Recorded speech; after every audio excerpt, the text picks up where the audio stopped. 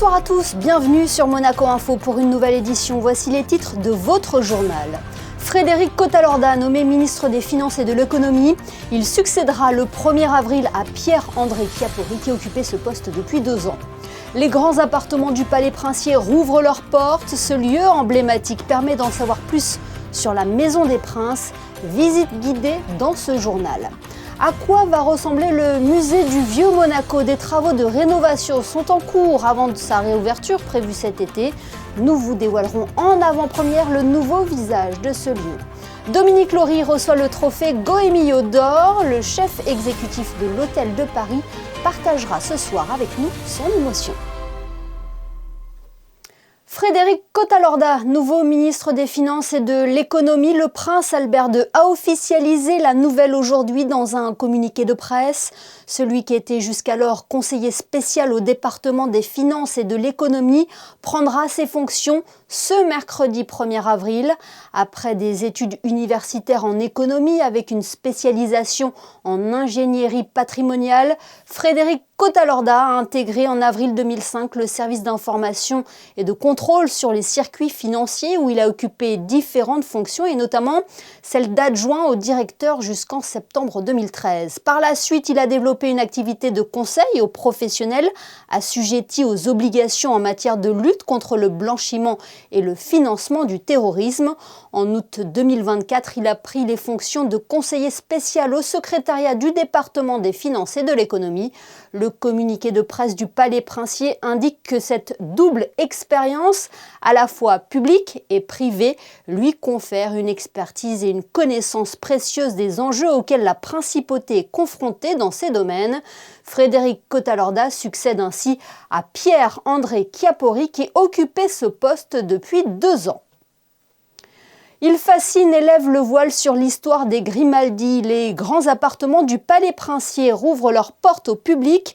Ce lieu emblématique est toujours très prisé des touristes curieux d'en savoir plus sur la Maison des Princes. Visite guidée avec Alexandra Pani et Marie-Ève Béhy. Leur ouverture annonce le retour des beaux jours. Les grands appartements du Palais Princier sont traditionnellement dévoilés au public d'avril à octobre. L'occasion de découvrir ces salles emblématiques de l'histoire de Monaco et de ses princes. Vous avez des salles historiques et vous avez aussi des salles de réception. Le palais est un lieu vivant, nous ne sommes pas dans un musée. Donc certaines des pièces que les gens peuvent visiter sont des endroits qui sont utilisés par la famille princière. Vous avez entre autres la salle du trône ou le salon bleu. Et vous pouvez voir aussi la bibliothèque qui, en plus d'être magnifique, est un lieu pour les chercheurs aussi. Dès cette première journée d'ouverture, les visiteurs ont répondu présent et ont pu découvrir une nouveauté. Nous avons ouvert une nouvelle salle qui s'appelle la salle Bellérophon. En fait, c'était une pièce qui était visible jusqu'avant le Covid. Et après, ils ont commencé à faire des restaurations. Et maintenant, le chantier n'est toujours pas terminé. Vous pouvez voir les fresquistes travailler. Et vous avez déjà un aperçu des magnifiques fresques du XVIIe siècle que vous pouvez voir au plafond. Autre nouveauté de cette année, les visiteurs pourront découvrir une exposition temporaire exceptionnelle, le mariage du siècle, consacré aux 70 ans célébrant l'union entre le prince Régnier III et la princesse Grace en 1956. Plusieurs temps forts donc à retenir cette année. Autre lieu à redécouvrir, le musée du Vieux Monaco. Après des travaux de rénovation, ce musée du patrimoine matériel de Monaco recevra à nouveau des visiteurs cet été avec quelques nouveautés. C'est lors d'une visite du prince Albert II que nous avons pu découvrir la transformation des lieux. Le reportage d'Alexandra Pani et Marie-Ève Béhy. Niché au numéro 2 de la rue Émile Delotte sur le Rocher, le musée du Vieux Monaco vient de terminer sa grande transformation. Nouveau design et nouvel aménagement pour ce lieu qui a à cœur de partager l'histoire patrimoniale de la principauté. Comme il est sur le Rocher, nous avons pensé à une scénographie, une muséographie qui implique les rues du Rocher. Donc les rues du Rocher, on a dit, les rues du Rocher, qu'est-ce qu'elles sont? Elles sont héritières du bourg castral, fondateur, ensuite témoin de l'existence de la langue monégasque, puisque les rues de Monaco-Ville sont en français et en monégasque. Ensuite, mémoire de personnages célèbres, parce que beaucoup de personnages ont eu une activité, où on sont nés, où on vécu, on fait vraiment quelque chose sur le rocher. Et ensuite, les traditions évidemment religieuses et populaires, parce que la plupart des traditions se passent sur le rocher. Une salle à l'étage également consacrée aux fameuses céramiques de Monaco.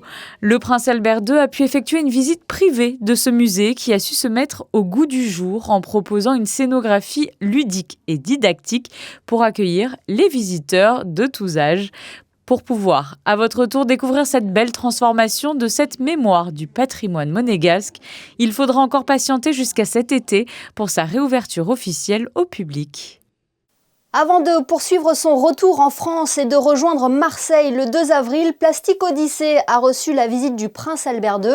À bord, le souverain a été reçu par Simon Bernard, le président et cofondateur de Plastic Odyssée. Ensemble, ils ont pu échanger sur les missions et les découvertes de cette exploration autour du monde, dont la mission est de lutter contre la pollution plastique. 3 ans d'action auront permis à toute l'équipe de collecter toutes les initiatives qui transforment des déchets plastiques en opportunités. Pour en savoir plus sur Plastic Odyssée, l'interview de Simon Bernard est toujours disponible sur la chaîne YouTube de Monaco Info. 15 jours après le guide Michelin, le Goemio a remis ses trophées PACA au Negresco à Nice. Ces récompenses sont décernées aux chefs et aux talents de la région et parmi les primés, on retrouve un visage bien connu de la principauté, Dominique Laury. Le chef exécutif de l'Hôtel de Paris a reçu le trophée Goemio d'or, la plus haute récompense régionale attribuée par le célèbre guide jaune. Dominique Laury nous fait le plaisir d'être notre invité ce soir. Bonsoir chef. Bonsoir. Félicitations pour ce Goemio d'or. Qu'est-ce que ce trophée représente pour vous tout d'abord ? Tout d'abord, c'est une grande fierté et c'est une très belle récompense pour mon travail, mais surtout le travail de toute une équipe derrière, que ce soit en pâtisserie, en cuisine, en salle, en sommellerie. C'est un vrai travail d'équipe qu'on fait à l'Hôtel de Paris. J'ai beaucoup de chance d'avoir une équipe soudée qui me soutient. J'ai des très bons chefs et sous-chefs, dont Julien Lasso qui est le chef du grill. Voilà, c'est une très belle récompense et on est très fiers aujourd'hui de ramener ce trophée à l'Hôtel de Paris. C'est aussi une belle reconnaissance pour votre carrière qui est marquée par de grandes rencontres, notamment avec Alain Ducasse ou Pierre Gagnaire. Hein. C'est ça. J'ai eu la chance de travailler pour Pierre Gagnaire pendant 2 ans. Et pendant 25 ans pour Alain Ducasse, qui a suivi mon parcours. Et c'est grâce à lui que je suis chef exécutif de l'Hôtel de Paris actuellement. Donc voilà, c'est des très belles récompenses et des très belles rencontres. Ce n'est pas la première fois que le Goemio vous remet une récompense. Vous aviez déjà reçu le trophée d'excellence en 2024 pour la région PACA, si je ne me trompe pas. Hein. C'est ça. Il y a 2 ans, j'avais reçu le trophée technique d'excellence à Marseille. Et voilà, 2 ans après, le Goemio d'or, donc voilà, on est très contents. Est-ce que quand on reçoit un prix comme celui-ci, on voit défiler un petit peu sa carrière, on se remémore ses débuts auprès d'Alain Ducasse, puis auprès de Pierre Gagnaire, et puis de retour avec Alain Ducasse, est-ce qu'on se dit, voilà, il y a quand même un beau chemin parcouru depuis tout ce temps ?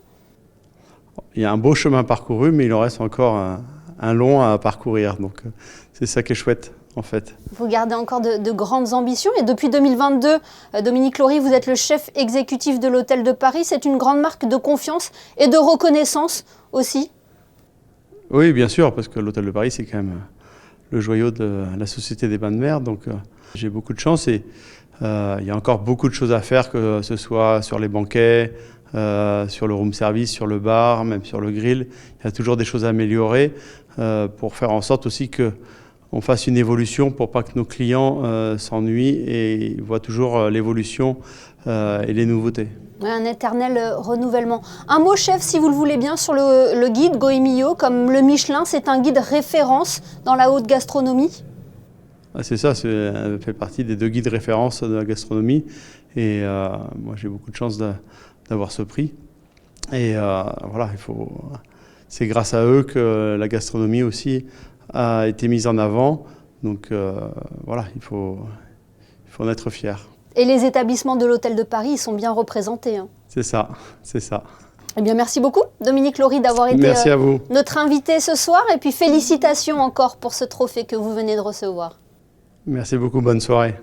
En basket, la Roca Team a dominé Le Mans hier en Betclic Elite 99-85. Okobo, Strazel et Blossom Game, auteurs de 50 points à eux 3, ont été déterminants lors de cette rencontre. Thierry Tarpé s'exprime sur la performance de son équipe et les enjeux de cette fin de saison au micro de Gaëtan Lebrun. Je pense que c'était pas un match parfait, mais on a fait le boulot. On a mis le... Comment on dit ça? We set the tone en premier mi-temps. Et troisième quart-temps, on a lâché un peu, mais finalement, on était sérieux, on a fait le boulot. Donc, on prend un peu de repos. Et après, c'est le dernier sprint de Euroleague. C'est toujours une tranche de revenge de l'année dernière. Donc, ouais, cette année, on vraiment, chaque match contre eux, on prend tellement sérieux. On sait qu'ils ont bien coaché, ils ont des talents. Donc, ouais, chaque match, il faut qu'on joue bien. Les dernières quelques semaines, nous concentrons sur que l'effort. L'effort à jouer des bons baskets, à partager le ballon. Et en premier, il faut qu'on joue un peu mieux en défense. On a donné trop de points dans le dernier match de la Ligue. Donc, encore, ça va être quelque chose qu'on se discute entre nous, comment on peut mêler la défense. Mais l'effort, l'énergie, il faut que ça reste à 100%. Dans les autres résultats sportifs du week-end, l'Isapou a signé une très belle 6e place lors de la première étape de Coupe du Monde du 10 km en eau libre à Soma Bay. La Monégasque signe en Égypte son meilleur résultat sur le circuit jusqu'à présent. Prochain rendez-vous le 24 avril à Ibiza. Monaco United déjà sacré champion de district de la Côte d'Azur grâce à leur victoire 14-0 face à l'AS Fontaine Antibes. Les joueuses de Marco Simone sont assurées de terminer à la première place du classement et de jouer les barrages d'accession en régional. Ce dimanche, c'est une autre compétition qui attend les Monégasques, la demi-finale de Coupe Méditerranée face à Hyères, club de régional. Le festival Printemps des Arts explore l'histoire du quatuor à cordes en France. Dimanche, l'événement proposait un concert à l'hôtel Hermitage, mettant en valeur toute la technicité de l'exercice. Le reportage de José Sacré et Hugo Comaza.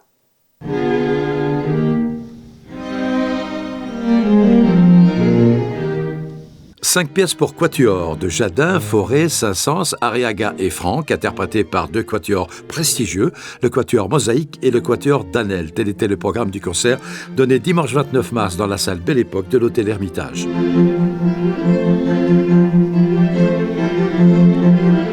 Le quatuor est roi par définition, c'est la forme musicale ou le genre musical qui est celui de l'expérimentation, du progrès en musique, des questions de langage. C'est à la fois la pureté d'une formation concentrée et puis tous les possibles que l'on peut imaginer harmoniquement, rythmiquement. Donc pour moi, le quatuor est peut-être la formation reine de l'histoire de la musique.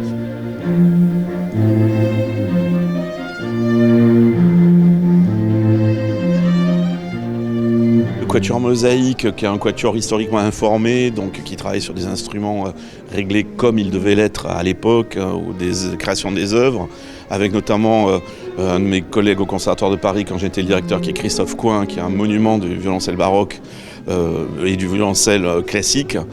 Donc un quatuor qui existe depuis 40 ans et qui a défendu ce répertoire qu'on va écouter aujourd'hui depuis des décennies.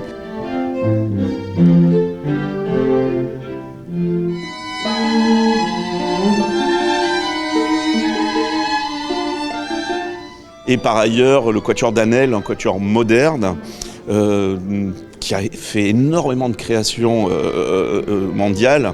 J'avais beaucoup écrit pour eux, mais pas uniquement, qui joue aussi tout le répertoire, qui est très célèbre aussi pour des intégrales Shostakovich, des intégrales Weinberg, qui font vraiment autorité aujourd'hui, et qui est un quatuor qui doit avoir peut-être le plus large des répertoires de tous les quatuors au monde.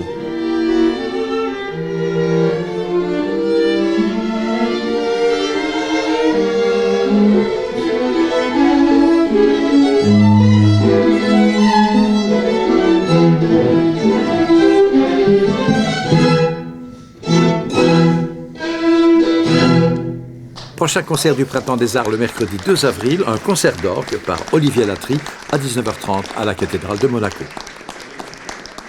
Dessine-moi un jardin, c'est le nom de l'opération lancée par la Direction des Affaires culturelles et de la Direction de l'aménagement urbain dimanche au jardin du Trocadéro. Elles invitaient la population à imaginer et à composer leur propre massif fleuri afin de renaturer la principauté.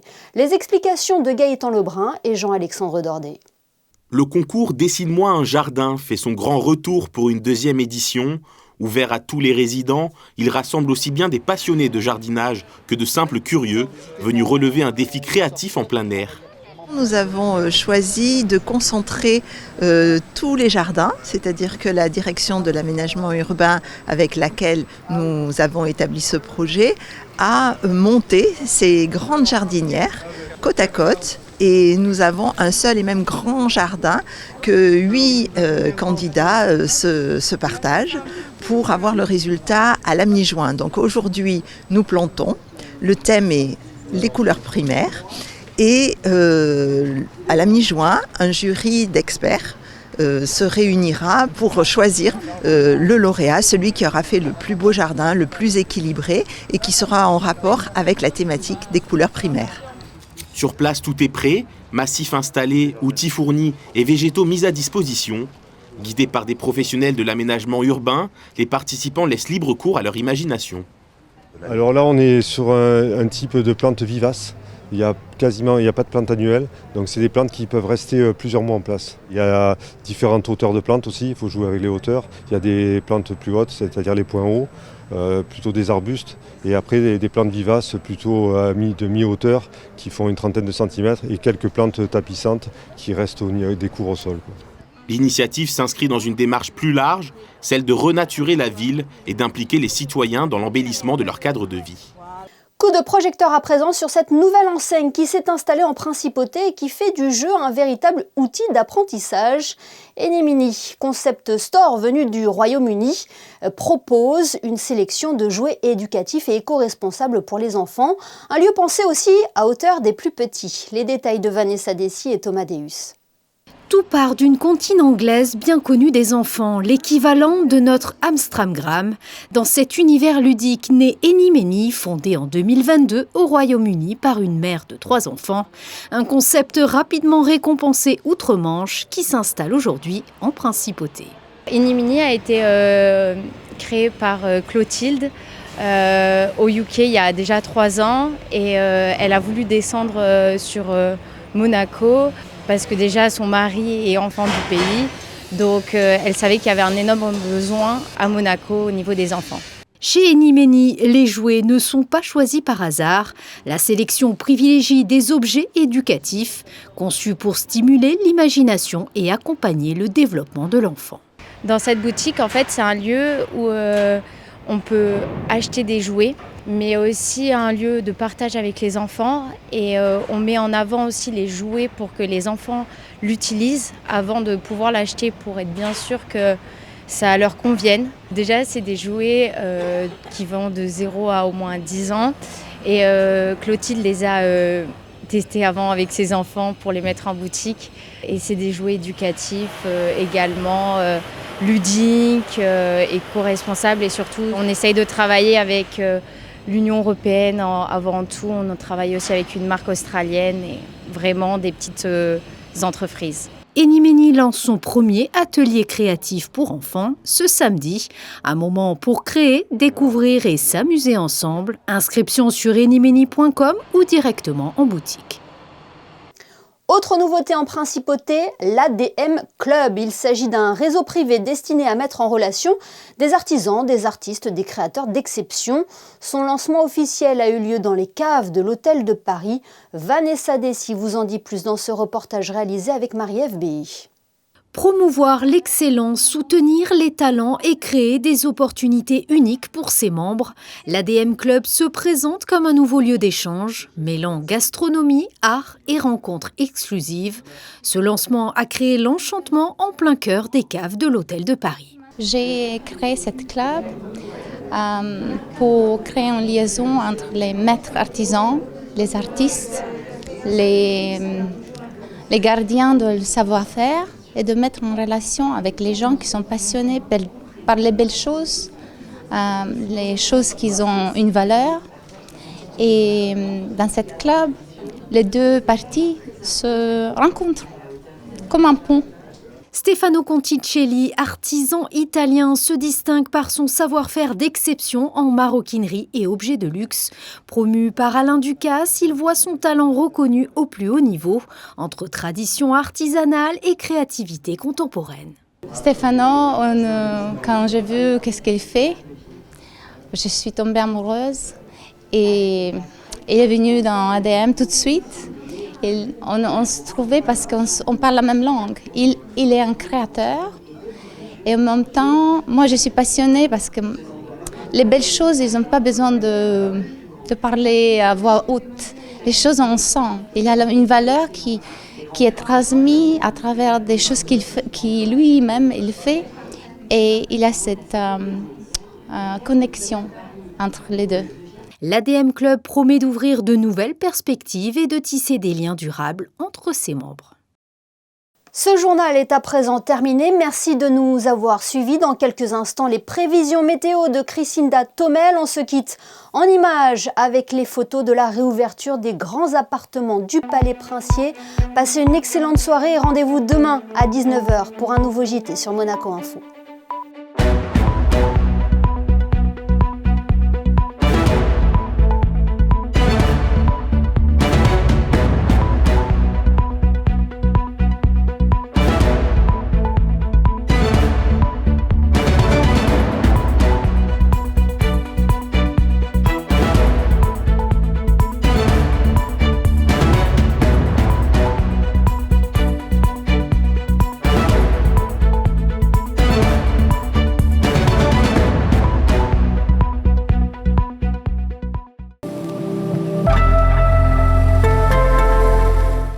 Bonsoir à tous, très belle journée en perspective demain sur la Principauté, du soleil du matin jusqu'au soir avec un ciel parfaitement bleu et aucune perturbation à signaler. Côté température, la matinée démarra avec 9 degrés, une fraîcheur encore typique de la fin mars. Dans l'après-midi, le thermomètre grimpera jusqu'à 17 degrés sous un soleil généreux, de quoi profiter encore pleinement de l'extérieur. Et en ce mardi 31 mars, nous fêterons les Benjamins. Ce prénom vient de l'hébreu et signifie « fils de la main droite ». Il rend hommage à Saint Benjamin de Perse, un diacre du 5e siècle, célèbre pour avoir défendu ses convictions avec courage, malgré les persécutions. Et comme le dit si bien le dicton, à la Saint Benjamin, le mauvais temps voit sa fin.